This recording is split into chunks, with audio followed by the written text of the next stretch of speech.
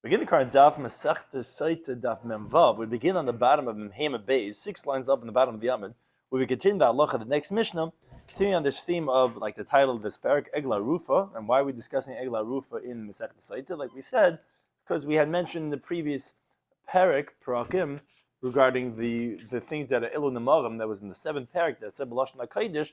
So we had the previous parak regarding Meshruach Muhammad, the announcements that the kind made by the war, and also by Egla Rufa, there were certain statements made. They also b'lashon hakodesh, and then we discuss all the different halachas of the Egla Rufa. She's kos baz b'kalzech and cheskel. Turn to Daf Yomi. Appreciate you joining for today's daf. Some discussed in today's daf are the pasuk that says Asher lo mashcha ba'oil. The Egla Rufa may not have walked while wearing a yoke. The distinction between the oil, which is a yoke, and sharavay, there's other types of work. The distinction between Egla Rufa and Paraduma, although they are compared, there's differences between the decapitated calf, which is when you find a dead person, and the Paraduma, which is the red heifer, when you have to go ahead and purify a person who became tummy from a mess. The halacha that a Mekayma Asam Lazroim Aleved, where you did the Arifa Egla, that place is forbidden to plant and to work that land. And the halacha of Levaya, of escorting a person when he is leaving, so that no harm comes to him when he's traveling. So we begin the current daf Mem Hayim Beis, 6 lines up in the bottom of the Amud.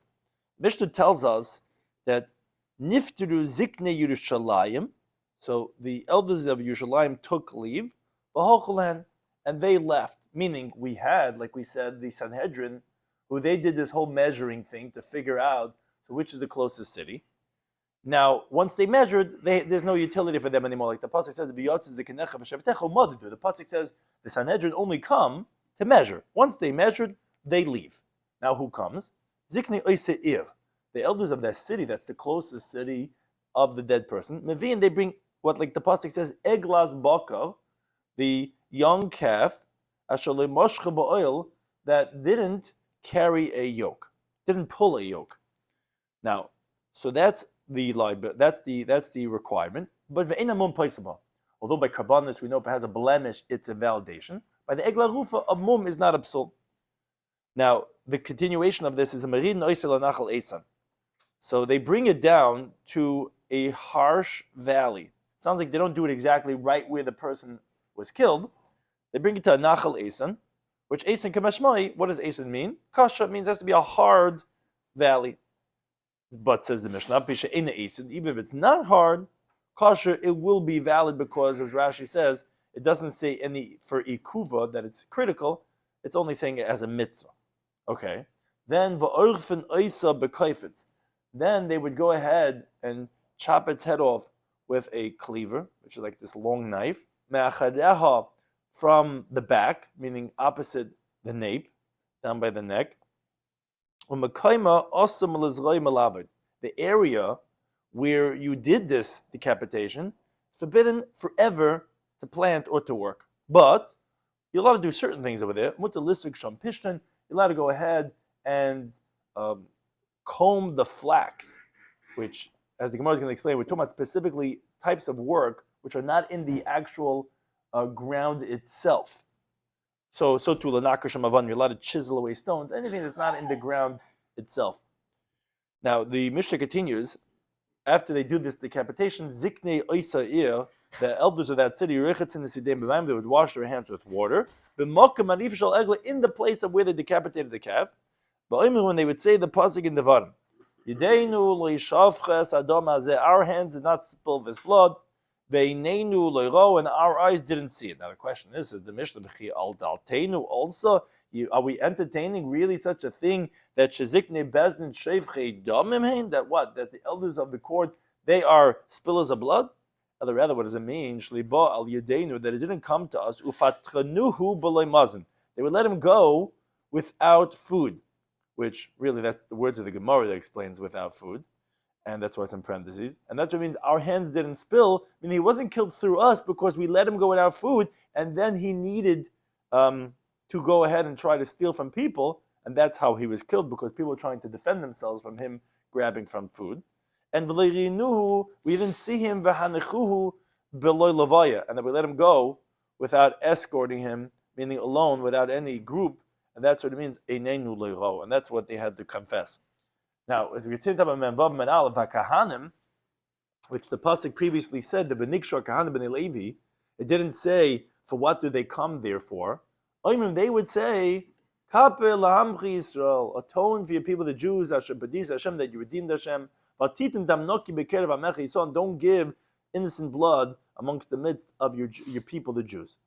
Now, the Mishnah explains, the Khan didn't really have to say v'nechaper lehem adam, that the blood should atone for them. In other words, when the pasuk says v'nechaper, that's not on v'onu v'amru, that should be included what they say. Rather, that's an independent statement. And it's actually the divine spirit that actually let the Jewish people know through Moshe Rabbeinu, when you do this, hadam eskapalahem, the blood's going to atone for them. But it's not something that the Khan themselves would say. Those words were actually not said by the Kahanim. This was not necessary for them to say. This was just the Ruach HaKodesh telling them that they're going to have an atonement. Now, the Gemara asked the following question. We had mentioned that there are certain requirements for this Egla Rufa. Has to be that you didn't pull any yoke. But we said a blemish is not invalidating. So says the Gemara, why?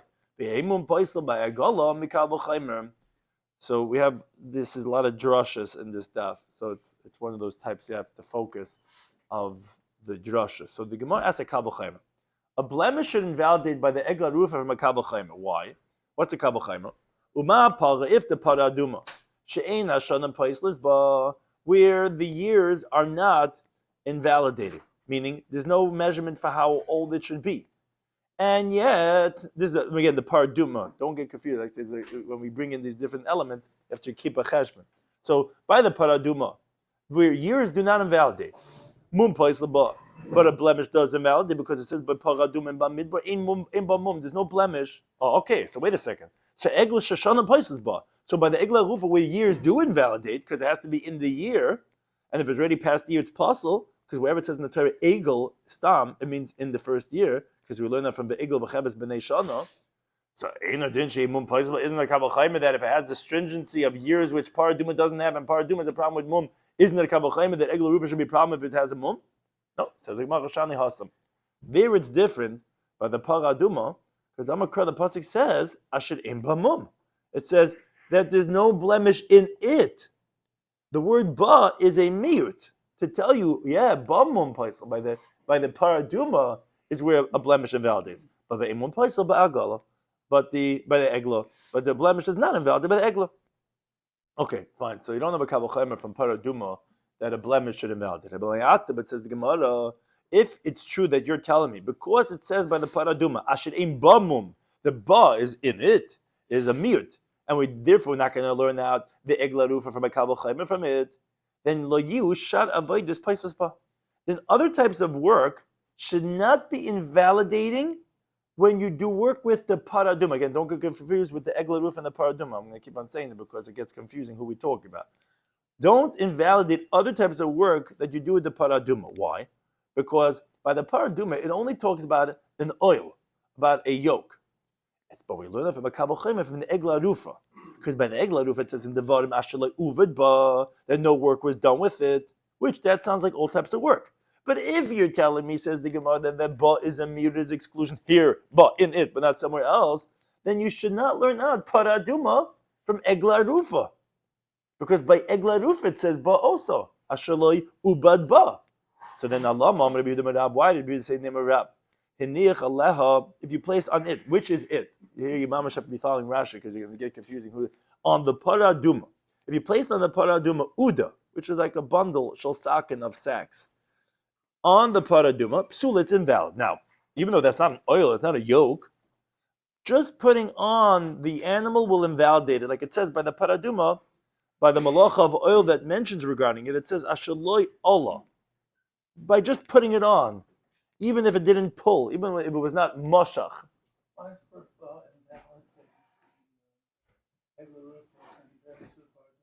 No. No, ba means in it. Ba means it and not somewhere else. So you told me that you cannot learn out egla rufa from paraduma because paraduma says ba. So now the other way should also be true. By egla rufa it also says ba.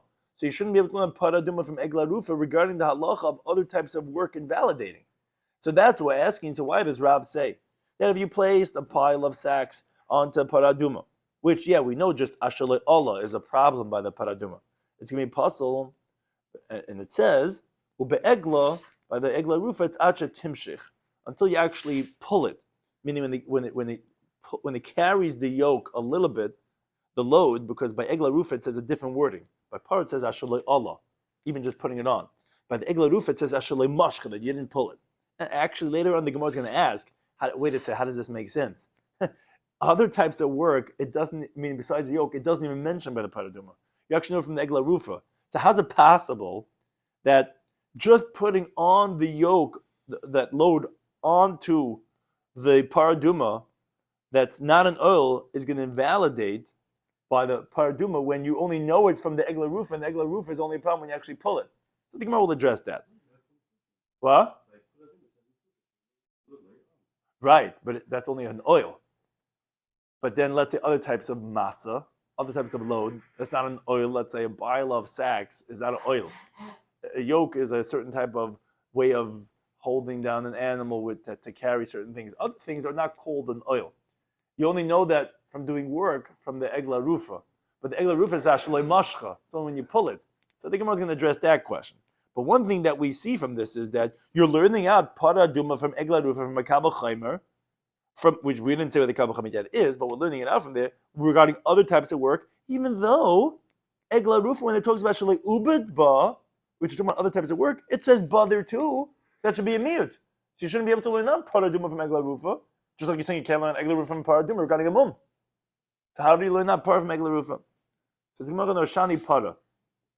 Paraduma is different. The afinan oil me egla. We have gzera shava that learns out from egla rufa. So like Rashi explains, since it's a superfluous words, it's gzera shava mufna. So it's like as if it wrote it in the context of the paraduma itself. The mir of ba, therefore, we used for a different drasha, like the Gemara is going to say later on. But therefore, you could learn out paraduma from egla rufa regarding the halacha that ashalei ubid ba applies to paraduma too. Then the Gemara says, wait a second. Egla nami tesi olo mepacha. If you have such a gzera shava, comparing the two of them, we know you don't say gzera shava lemechza, so you should learn out that same gzera shava to tell you that egla rufa is invalid with blemishes, not like the halacha of Mishnah from paraduma. Says, no, what do you mean? We have the miyut that it says by paraduma ba to say only ashamum ba is a problem, but not by egla rufa. Says, but the egla namik said ba. Egla rufa also says ba. So how you learning out the gzera shava for other avoiders to paraduma? Says, no, that ba by egla rufa is necessary to teach a different miyut. That's lema utei kadashim to exclude karbanis. That if you did work with the carbon, although you're not supposed to, it does not invalidate it from sacrificing as a carbon. But we're not using it to be maida paraduma, because that we know from Gzera Shaba. Why do we need to have a miyut to exclude if you did avoida with a carbon? Because you would have thought to say that actually it should be kabel chaimer, that a carbon, if you did work with it, should be possible from akrava, from a kabel chaimer, from the egla rufa. What's a kabel chaimer? Uma egla, if the decapitated cap. She'emun poisleba, like we said before, if it has a blemish, has a cataract, whatever it is, it's not going to be possible. Avoid the poiselis, but still doing work with it invalidates it. So kachim, so karbonis, she'emun poiselis, but if it has a blemish, it's not valid. In addition, avoid the poiselis, but isn't the kabel chaimer that work should invalidate it? And that's why we needed ba to tell you that no, we're excluding karbonis. If you did avoid with karbonis, it would not invalidate it, but it's not excluding paraduma, and that's why we had the teaching of Rav that said that yes, the doing avoid with a paraduma would invalidate it. The Gemara says, wait a second. You could refute this learning, because how you learning out from the egla rufa to paraduma or even to kadshim, ma'le egla, what are you learning out from egla rufa shekain shana poislis ba? There, the years are invalidating, but by karbanas, why do you tell me you needed the pasik ba to exclude karbanas? You would have thought kabel chaimer. Not true. Egla rufa has a chumrah that you don't have by karbanas, because it's invalidated if it's over a year. So the Gemara said, wait a second, after kachim like in the pasuk b'shanim, what do you think that karbanas, there is no invalidation of regarding years? What do you have Pesach and Chatas that it has to be within the first year? So therefore says the Gemara, yeah, when do we need the pasuk to exclude that to say that avodah will not invalidate kachim is lahanach kachim, the pasuk b'shalom is regarding those karbanas that would be invalidated with the years, and therefore had you not been memayed from ba, you would have learned davar kavachamim from egla arufa, which it also has the psulam of shanim, and therefore you would have said for sure avodah shepaisa because even has the psul of mum. Therefore we needed ba to say no. Karbanas will not have the psul of doing work with it. Says Gemara, really? But kachim le'pasuk ba'avodah, is that really so that you tell me that ba is not excluding paraduma, like we had to answer? Rather, it's excluding karbanas. This that by karbanas that avodah does not invalidate it. You learn that from mahacha nafka. You learn that from here from the word ba. Not true. You know that from a different source. Mahasam nafka. You know from a pasuk in Vayikra. It says averes. If the animal is blind, or shavar, or has a break, or charutz, or if it has by the eyelid is nicked or has a cut, oya belis, or has a wart, a godav oya lefes, which these are two different types of shchin, of boils. Gedev is like, it's called cheres because it's like a boil that's dry on the inside and the outside, and yalefes is moist on the outside but it's dry on the inside, which is actually even a little bit worse. But either way, when we're talking about these animals that have these blemishes, it says in the pasuk le'sikriva elu l'Hashem. You shouldn't sacrifice these to Hashem. Now, eli'iyatamakir. So what do you learn from this? Says the Gemara. Oh, these things you cannot sacrifice because there's a blemish. But you could sacrifice the karbanos that only you did work with. So wait a second, that's the source, not the pasuk of ba. So the Gemara says, okay, you're right. Itzrich, no, you need to have ba. Why do you need it? So you would have thought to say, when did we say this? That if you do avodah with a carbon, it's not going to be invalid. When you did permitted type of work, meaning when the work itself is permitted, although obviously with the carbon it was forbidden. But if let's say, not only did you do work with the carbon, you did prohibited work with it. For example, you work with it on Shabbos, or with a forbidden mixture of different animals, with a shar and a chamor. I would say that actually then the avodah would make it prohibited. So therefore, tzricha, you needed both limudim. One is on the pasuk that only blemishes invalidate and not avodah. But then you need another one to tell me that even when you're doing avodah isur, even then it's not going to. I learned that from Ba that it says by egla rufa that avodah is only going to be absolved by egla rufa, but not by karbanas. Says Gemara, that's still difficult. But that's still we learned that from a different pasuk later on. Even this idea. Because the pasuk says, "Miyad ben Eicher," from the hand of a foreign son. You shouldn't sacrifice for the bread of your God from all these things. Now, since there's two psukim that mention this idea of the problem about a blemish, obviously one of them would be talking about doing the prohibited type of a work to tell you, meaning Eliyat makriv. Oh, this you can't sacrifice. But you could sacrifice kachim that work was done with it, which obviously, if you're having another source to say that blemish is a problem, and you're saying it now by a non-Jew's carbon also, so obviously you're telling me that only blemish but not work, but I already know that about work. So obviously if you're saying it a second time, well, one would be telling me the idea of avodas heter, and one would be telling me the one of avodas sister. So I already know that from a different source. What's the That's by it said from a non-Jew also, you're not supposed to take a blemished animal. So if you tell me that a blemish is a problem, there's an inference. The inference is, but other things, like let's say doing work with the animal, is not a problem. But I already have a source that doing work with the animal is not a problem. So what's the second redundant source? Must be telling me even avodas isur. So by three, you told me you learned that from Ba. Says the Gemara the Itzach. No, you need all three sources. Why? So you would have thought to say, Hanamili, when did we say this? That doing work with a carbon is not a problem. That would be if you did the work with it when it was unconsecrated, but then subsequently became a carbon. Maybe then you would say it's not a problem. Maybe you would say if you did the work when it was actually a carbon, I would say it does become forbidden. If I needed to have all three sources, one to say that it's a problem when it was when is, let's say, avodas heter, one avoidus iser, and one to tell me that even when you did the work as a carbon, even then it's not going to be awesome. Okay, Gufa, the Gemara goes back to a teaching we had mentioned, parenthetical, because of we were trying to understand the halacha of our Mishnah. Why is it that a blemish does not invalidate by egla rufa? Why can't you learn it from paraduma? We said no, because paraduma says ba, and then we says, hey, wait a second. It's halacha by paraduma. Did you learn from egla rufa? Egla rufa also says ba. So why is that okay? So that halacha was gufa. We mentioned Omer B'Yehuda Merav says anich aleha. If you place on the paraduma udishal sakin, a bundle of sacks, so that's going to be invalid. Now, but we said interestingly, ube'egla, but by the egla rufa, it's acha timshich, until you actually walk with the oil, until it actually pulls it. So the Gemara says, Meisvei. The Gemara asks from the following brayso. Pasuk says in Bamidbar that Zois chukas haTorah, asher tziva Hashem leimer, double b'nei Yisrael. It says v'yikhalecha para aduma temima. You should take a complete red cow, asher ein ba mum, that has no blemish, asher loy ola aleha, that you did not put on it an oil, a yoke, and this is by the para aduma. Says the brayso, ainly ella oil. I would only know is a problem of a yoke. Shara by how are you doing other types of work with it is also a problem. Amri kavachema says a kavachema. What's the kavachema?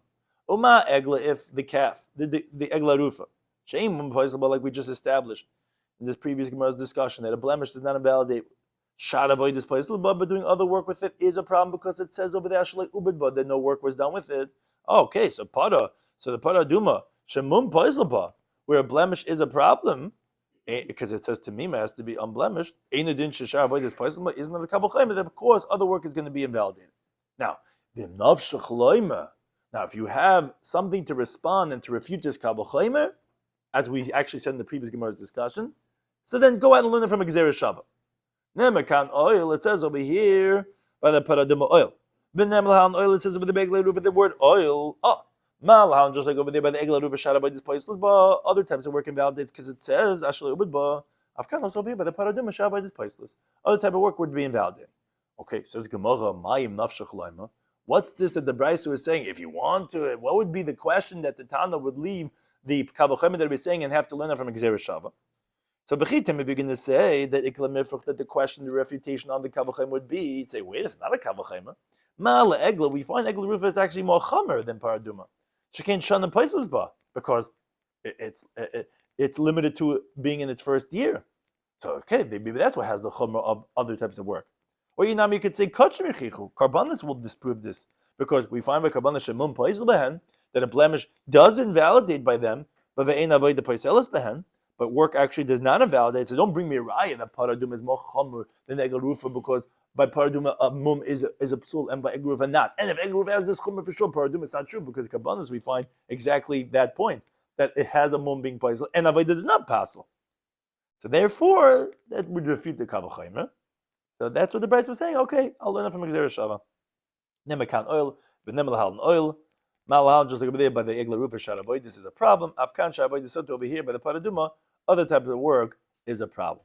Now Rashi points out that this next Gemara is not the Tana saying it. It's actually that the Gemara is going and asking a question. That it's asking on Rabbi Yehuda. That he said before that other types of loads will invalidate by the paraduma by just putting it on to the paraduma. The problem is that since other types of loads that's not oil doesn't even mention the paraduma, it's only learned out from Negla Rufa from Gzeira Shava. So the Gemara asks the following question: says, wait a second. Umimakum shabasa, from the place that you're coming, meaning from that where you should learn also to teach you the following question. Malhan, just like over there from the Egla Rufa, the halacha of other types of work. Even if you can learn other types of work, but it's only achatimshich until it pulls that load. Afkan here also by the paraduma, but other loads which you're learning out from Egla Rufa should also be achatimshich until you pull. How could it be a psul already when you just put it on? Says the Gemara, good question. But tanoihi, it's a machlekes tanoim if you learn out this point from the Gzeira Shava or not, because dikid ma'isela me'egla. You're right. There are those who learn it out from the Egla Rufa, but vikid ma'isela magufa de para. There are those who learn it out from the actual context of the paraduma itself, and that would be the teaching of Rav that if you learn that from paradum itself, and therefore ashaloi Allah would be, yes, other types of work would be a problem about just putting it on. But you're right, if you learn from Egel Rufa, it should only be a problem when you actually pull it. The time like we learned in the Brisa, this is a machlokes. Regarding the paraduma, the pasuk says ashaloi Allah Allah oil, that it did not go on at a yoke. Says the Brisa ainly ela oil. I would only know a yoke. Shara avoidus minayin. How do you know other types of work? So actually, this Brisa is the Tana that says like Rav that actually says from the pasuk of paradum itself. Tamalim it says ashaloi Allah Allah oil, that it did not go on at a yoke. Mikol malkim. So what does that mean? Mikol malkim in all situations, even other types of work. So Rashi explains that he darshans aleha without the word oil. This is the AI comment that threw people off, right? Meaning to say that it doesn't say ashaloi Allah oil aleha. Doesn't say that. It says ashaloi Allah aleha oil. The order is very important. So, but if you just say ashaloi Allah, sounds like it didn't go on. What didn't go on? I didn't tell you. Any type of work, any type of load, not just the oil. Now, but what it does say in the next word, oil. So that will explain shortly what does all teach you. But up until that word, ashaloi Allah is where I learn that mekamakam all types of work. So then the question asked the Brisa, so matam oil. So bozak min oil. Oil is a limitation. You tell me all types of load.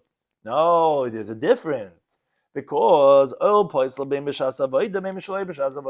the yoke invalidates whether it's during the time of work or whether it's not during the time of work. What does that mean? So like Rashi explains, even if you put on the yoke to lighten the load that it has, not to pull, doesn't make a difference. At all times it would invalidate.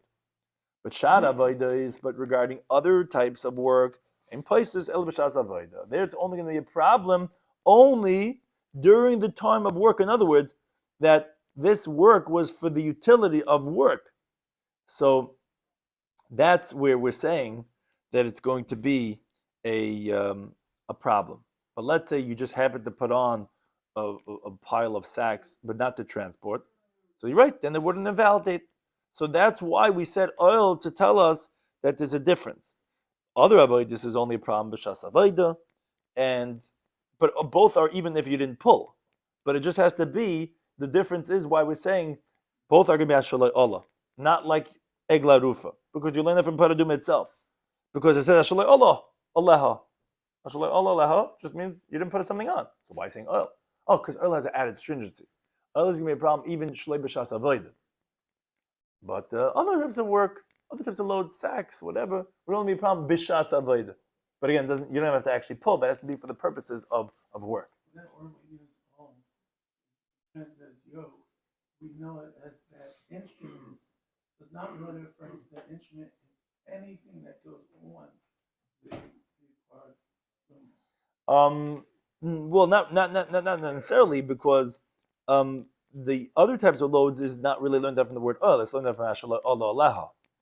The word oil is actually only for the yoke to tell us that that's going to be a problem no matter what you put it on for the animal. If you put the oil on it for no reason Exactly. Even to lighten the load. Exactly. But other types of loads only if it's for the purposes of work. Because let's say you just happen to put on, like you was spaced out and you put on, you were tying your shoelace and you put on, that would not be an invalidation regarding other types of work. But the Gemara has a question. It says, how do you know that that's the limud that you're learning out from these words? Ashaloi Allah leha kama, any type of work, and then oil is its own thing. I could ask you like this. Ashaloi Allah leha, that you shouldn't put anything on it. That's what's called the klal. That's general. That's including everything. Oil, a yoke, is a product specific. Well, that's called a klal prat. That's a general and specific. You only have in the general what's in the specific. So then I would only know oilin, a yoke, yes, other things not. So how are you including everything from Ashaloi Allah leha? To the contrary, that should be klal prat. You should not include anything else. So it's a good question. But the word asher, the word that is actually ribuyuhu, is actually inclusive. And therefore, ashaloi Allah leha oil, the word asher is going to include everything. And therefore, that's why we're not saying klal prat. So the Gemara says, okay, that ends the discussion regarding the paraduma. So the Gemara now, we're going to have a very similar Gemara regarding the Egla Rufa. So it might seem redundant, but we're having this, it's a different category of Egla Rufa. The Brisa says that it says the word oil by Egla Rufa, like we mentioned, we have Gzeir of oil, it says the same word by Egla Rufa. Now oil, when it says oil, ain't oil, I would only know a yoke. How do we know other types of work is a problem? So there actually, Tamalem, it says explicit pasuk. Actually, ubidba, that no work was done with it, that's Mikal Malkum, that's in all situations. So the question is, oil, so what are you learning out from the word oil if you're saying it's all types of work? Oh, that's because oil plays the same thing we said before by the Paraduma. It's a problem whether during work or not during work. But regarding other type of work, the only problem during work. Says, how do you know that? You could say that no work should be done with it. There's a klal, general statement. Oil, a yoke is part specific. Klal prad, general and specific. You only have in the general what's in the specific. Oil in only a yoke and nothing else. It says the word that, which is ribuyuhu, which is coming to include that other types of work also. Now, a related discussion. Amar Bavo, he says, he asked from Rabbi Yochanan, Mishichas oil, the pulling of the yoke to be a psul by the Egla Rufa, because if you recall, by the Para Adum, it's a problem just putting it on. But by the Egla Rufa, it says the word of mashcha, pulling it. So the pulling of the yoke by the Egla Rufa is bakama. How much is called pulling it, carrying it to be a psul? Amalei says, Kamalei oil, the amount of the distance of how much the yoke is. That's how far. Now, by the way, the following question: a yoke is that la'arkai, the length of the yoke, or la'rachba, is that the width of the yoke? So, one of the rabbis said, Rabbi Yaakov, his name was Rabbi Yaakov, says, to me it was explained from Rabbi Yochanan, the pulling of the length, the pulling of the measurement of a yoke, that's how far the animal has to walk, is la'rachba, is the width of a yoke, and how much is that? Is a tefach, is a handbreadth. Says, okay, why are you giving this whole drasha? Why don't you just say it's a handbreadth? Shiur the oil. We want to tell you things parenthetically. The measurement of a yoke is tefach is a handbreadth. What's the takeaway from that? For business dealings. As we know, you learn Torah how this week's pattern, the kulaba, everything's in the Torah.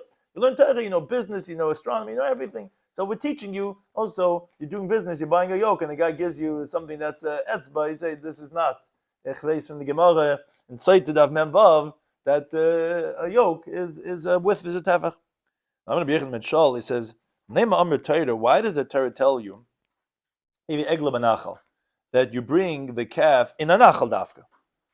So HaKadosh Baruch Hu says, bring something that didn't make offspring, meaning you bring a calf in its first year which never gave birth, and decapitate in a place which also doesn't make peres, because Nachal Eisen is hard land, is a rock solid land. You're not having peres there either. And it should atone for the person that they didn't let him make peres because they killed him. So you do it in the. Oh, so that's the Gemara Shaila. So the Gemara says, "My peres." What does it mean, peres? If it means being fruitful and multiplying.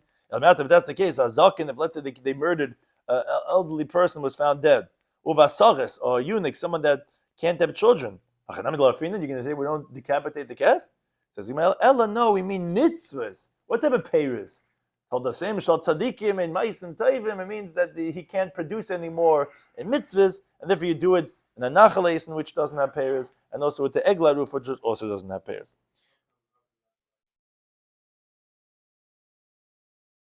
You wonder why this halacha is not likuva? Shaila? Why would this concept?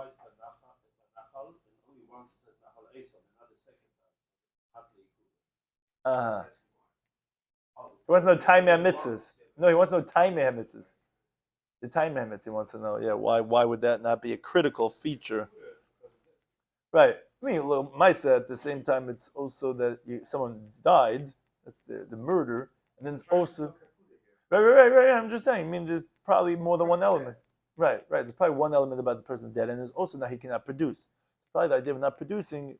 On some level, you can say that's not ma'akiv. The fact that the guy's dead is also because you have certain people who can't even do mitzvahs. Why are you talking about quadriplegic someone that's or someone that's hooked up or whatever. I mean, someone's in a coma. Let's say they murdered a guy in a coma. It'd still be murder. Maybe he couldn't do any mitzvahs. So maybe that would be. So the Mishnah said, "Amanid noisal nachal eisen."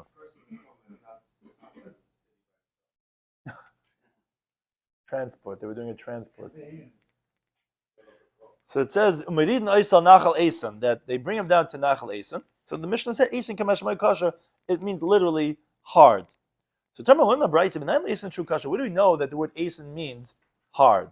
Like that's why we're saying it's this land that cannot be tilled, cannot be worked. Shemach says, "Pasim midbar." Continue in base. Eisen meishavecha. Your place is hard. V'simba sela kinecha, and place in the hard rock your nest. But be that as may, we see that eisen means like sela, which is hard rock. Like it says in Pasuk Micha, Shima hagim esrib Hashem. Here mountains the dispute of Hashem. Vayisanim, and the strong ones, moiste eretz, the foundations of the land, which those are the mountains, because Rashi says the mountains are made out of stone. So again, you see that eisen means hard. Others say actually, Minayin eisen shu yashin. Where do we know that eisen means old, and meaning that you didn't bring a ground from some other ground? It has to be old ground that the nachal is. Somebody says the pasuk in Yommi. It says goy eisen hu. It's an old nation. Goy me'olam hu. It was a nation from ever. So you see that the word eisen is correlated to the word me'olam that was always there, meaning that it's old. And the Mishnah said that you decapitate it, you chop off its head with a cleaver from behind. Says what's the reason? Because we learn out it says by the chata sa'if, which is a carbon in the base of Mikdash, mimul orpai, from the back of its neck, and here it also says oiref. So just like over there was from behind, so too over here. Now we said in the Mishnah, its place where you did it is forbidden to be planted, forbidden to do work over there. So it's actually machlek is exactly the parameters of this halacha. It says the pasuk in Devarim that the elders of the city, they come down, they bring down the calf to the nachal eisen. It says asher lo ye'aved bay, that no work is done over there, but lo yizarei, will not be planted. So actually, the first time that says lisha'ava, the Rabbi Yisrael says mean that it never had been worked on and it had never been planted. Rabbi Yisrael says no, laba means that it should not now in the future should not be worked on from this point onwards. So that's the machlekes. But Rava he actually explains that lahaba, regarding the future, the kol amal pligi, no one disagrees that you cannot work with it anymore, because the Chsibit says in the pasuk, "V'lo yizareya," which it should not be planted. Sounds like to the future. And how do you know it means the future? So Rashi explains, because it doesn't say "V'asher lo yizra."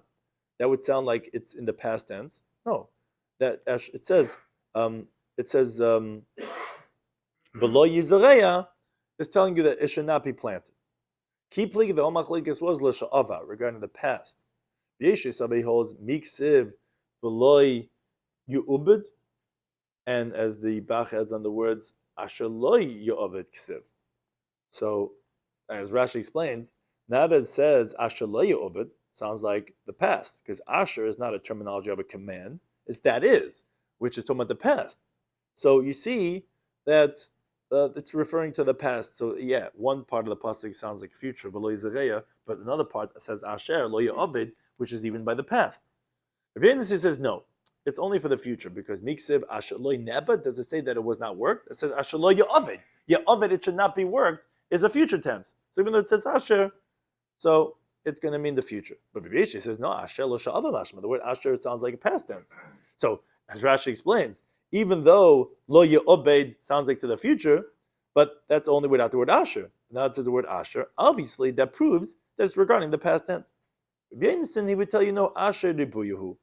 The word asher is meaning it's only coming to include, if you recall, as we said previously, for other types of avoidance, as the Gemara is going to say later on, not to darshan b'chal prat.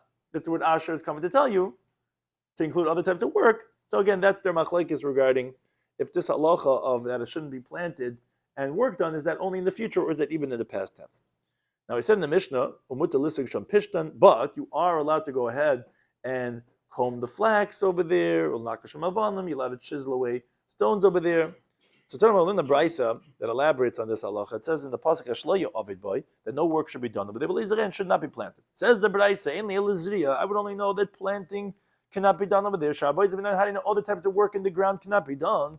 The limit says Ashloya Ovid boy that no work should be done over there. That means only any type of work. So if that's the case, why talk about planting if it means any type of work? Oh, it's coming to tell you and to compare, to tell you, Mazriya Miyuched is just like planting is distinct. Shibuguf Karka, it's in the property itself.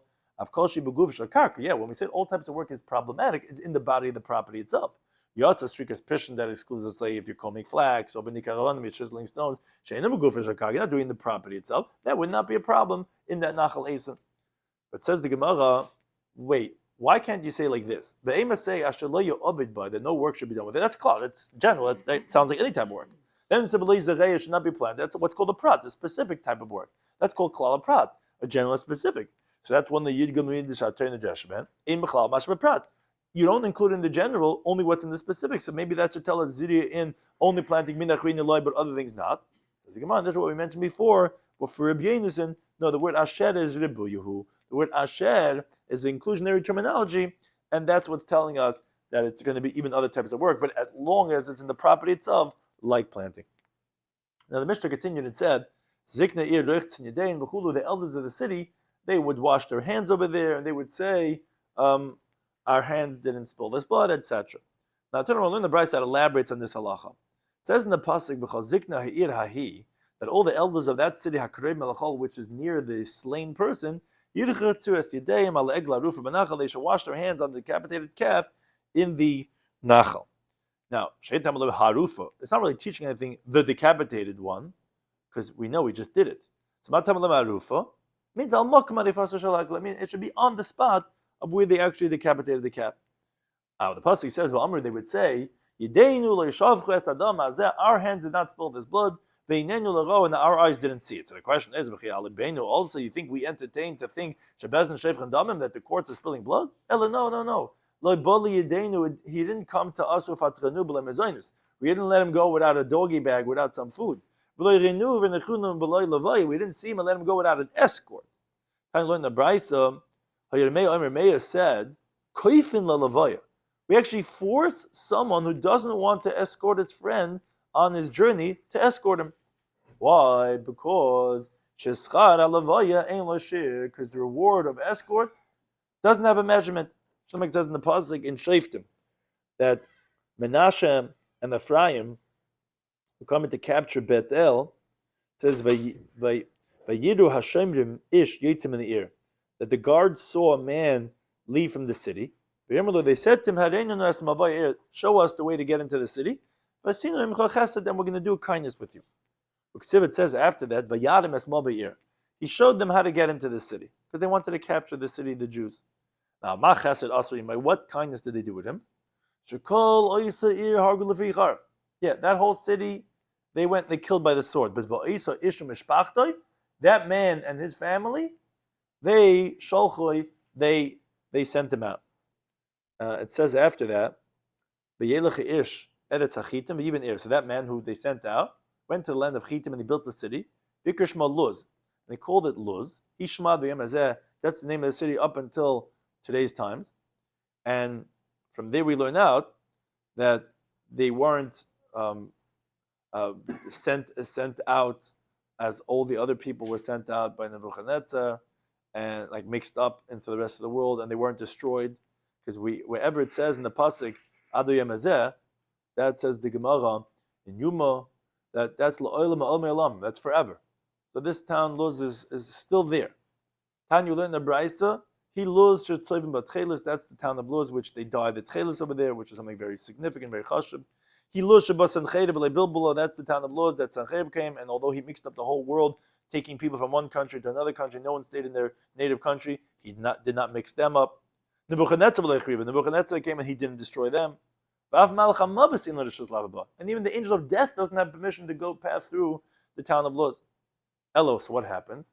The kingdom Shabbat, the elders over there, very interesting, even if technology will allow us, some type of medicine will come to a certain time where you'll be able to live forever. It sounds like that the elders, their intelligence became disgusting on them.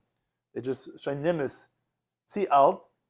So Yitzin Chusachem and Mason, they would go out of the tchum, the boundary of that city, and they would die because the angel of death couldn't even kill them in the town of Luz. So the thing is, it's a kabel Ma Kanani zeh. If this Kanani, this person from the Eretz Canaan, shlei dibe bepiv, he even speak with his mouth because the pasuk says vayarim. He showed them, let's say, with his finger or with mouthing with his lips, as the Gemara is going to say later on. He didn't even go with his feet. Garim He caused that it should be a salvation for him and for his descendants. Like we said, all his descendants, the Malach HaMavish doesn't even rule over them. Till the end of all generations. So someone escorts someone with his feet. All the more so can you imagine the reward that a person has for escorting someone when he's leaving, as we see from this one Kanani. Now it says the Gemara, with what did this Kanani show the Jews how to get into the city? So Chizki Amar, he says, he mouthed with his mouth, meaning he turned his mouth with the lips, like he showed with his mouth. He says, he pointed with his finger.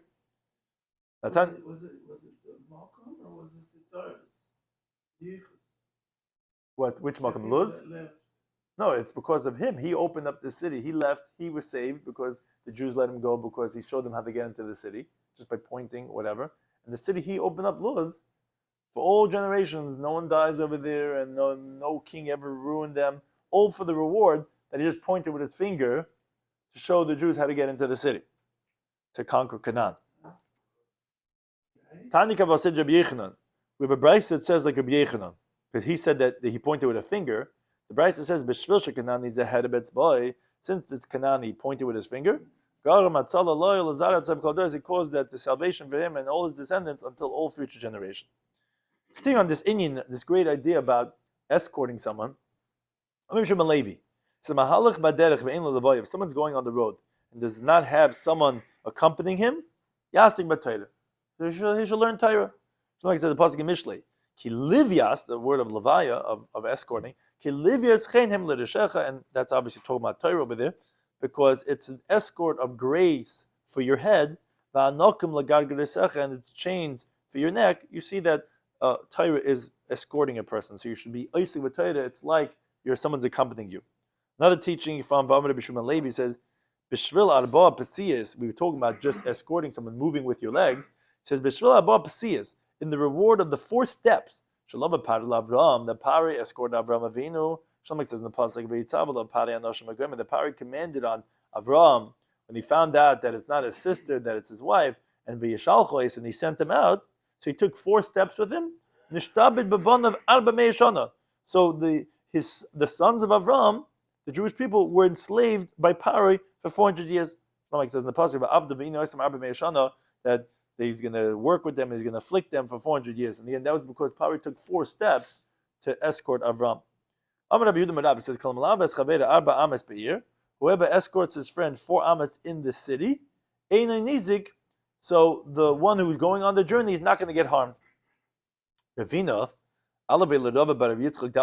he escorted him 4 amas in the city.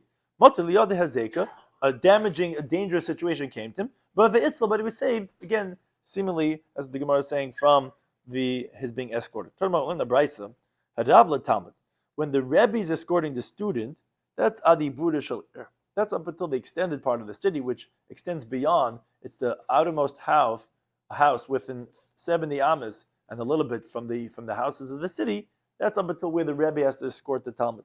Now, chaver, let's say colleagues, one Talmud Chacham to another one, it's further out. It's out Tchum Shabbos, up until 2,000 amas beyond the city limits. Talmud L'Rab, when the student is escorting the Rebbe, Ein Lo Shiur, so that actually doesn't have a measurement that you got to go as far as the Rebbe is going. Now, Bakama, what does that mean? You're not traveling all the way to that end of the world with the Rebbe. Rabbi Sheshes says Ad Parsa, which is 4 mil, which is 4 times the amount of the Tchum Shabbos. But says the Gemara, but that's only for a Rebbe that's not your primary Rebbe. So Stam a Rebbe that you have, that's how far you have to go. Of a Rebbe Muvig, but his permanent Rebbe, that's Shalosh Parsas. That's 3 times that amount. That's 12 mil. That's how far you have to go to Malava the Rebbe. Now Rav Kahana elevated Rav Shimon bar Ashi, he escorted Rav Shimon bar Ashi mipum nara ad beit Tzinisu de Bavel. Now, Kimata Hasam Amale, when they came over there, he said to him, which he escorted him all the way till there, he says, Vadidamrita, is it really true what they say, that Hani Tzinisu de Bavel, which that was a place where there were many palm trees, as we find the word Tzine Harabaz, like the Gemara in Sukkah, regarding certain types of palm trees, that is it true what they say that these palm trees of Bavel, Mishnei Adam Rishon Isnu, is really from the times of Adam Rishon? Amalei says, interesting question. At Kartan Milsa, you remind me of something. Damar Rabbi Yisrael Chanina. Ma'adach said, what does it mean in the pasuk in Yirmiyah that it says, the Eretz lo avaba ish, in the land that no man has passed, lo yeshiv adam sham, lo yashav adam sham, and no man has settled over there. Now the question is, if no man ever passed by, how could anyone settle over there? So what would be the necessity of saying both of those terms? The other brother says the Gemara, it means like this. Any land that Adam Rishon decreed that it should be settled, Nisyash was settled. We find that there's certain parts of the world that are not settled. Lo Nisyashva was not settled. And that's what the pasuk is saying. Lo Yeshiv Adam Sham means that Adam Rishon was not geyser that there should be a yeshiv over there. And that's what he was answering. That's what people say, that these trees are from the years of Adam Rishon, meaning that Adam Rishon decreed that this should be settled with palm trees and not some other yeshiv. So everything in the world was a gzeda from the first man about how it should be. That's Eretz lo avaba ish, lo yashav Adam sham, is referring to that the land that Adam did not decree that should be settled is not going to be settled. But these palm trees could be from the gzera of Adam Rishon. Now, Rav Mordechai Alavei Ravashi, he escorted Ravashi Magrunya Bad Kipi, Vamala, some say Ad Duda. We don't know where these places are, but they're telling us how far they escorted them. It says, Kol she'einu malava u'meslava, whoever is not escorting and being escorted, it's as if he spilled blood. Because if they didn't have, had that the people of Yerichai had escorted Elisha, they didn't escort him. But had they, then he wouldn't have provoked the beers against those children. Shnemak says the pasuk in Malachim Beis says the Yal Misham Bet El came out from there from Bet El, but who Allah Baderech, and he was traveling on the road. The Adam Kitanim Yotzim in the ear, and there was these small youth who were coming out of the city. And they were talking to him. They were praising him. It sounds like kilos. They said to him, "Alei kerech, alei kerech, get out, the bold one, get out, bold one." What were they saying? So they told him, "Alei, go out. Why get out of here? Shekarachto aleinu amakim, because you have bolded for us this place." Meaning, when the water was bitter, we would make parnasa to bring water and to sell it. Now you sweetened the water, you cured the water. Now we lost our parnasa, so get out. Now says Gemara, Mayu no adam ketanim. What does that mean? You have minor youth. It's either a cotton or a nar, which is older. So Amar Abelazar says it means shemino adam and mitzvahs. Both of them are degrading terminologies. They were emptied out from mitzvahs, and ketanim means shayimekatniamanda. They were from small faith, which that they were worried that they lost their parnasa because the water got better. What do you think the Rebbeinu Shalom limits you? Like you just give me man parnasa avek in them, and I was the one who brought the vasa. Like Hashem can find a different way. No, the Adam Hayu, they were youth, but a Bizbu Zu Atzman Kiktan, but they degraded themselves like little kids. Now, Maskab La Rabbi Yisrael. Rabbi Yisrael asks on the questioner who is asking how does Na'ar and Katan go together, either one or the other. So he says, what was the difficulty? But Dilma, maybe they were literally Katanim, they were minors, but Al Shem Makaiman, but because of their place, they were called Na'arim, because they were from the place Na'irin. Me, like Siv doesn't say a pasuk Melachim Beis, V'adam Yatzu Gedudim, the Aram went out in troops, V'yishbu me'eretz Yisrael, and they took captive from Eretz Yisrael, not a Katana, a small young girl.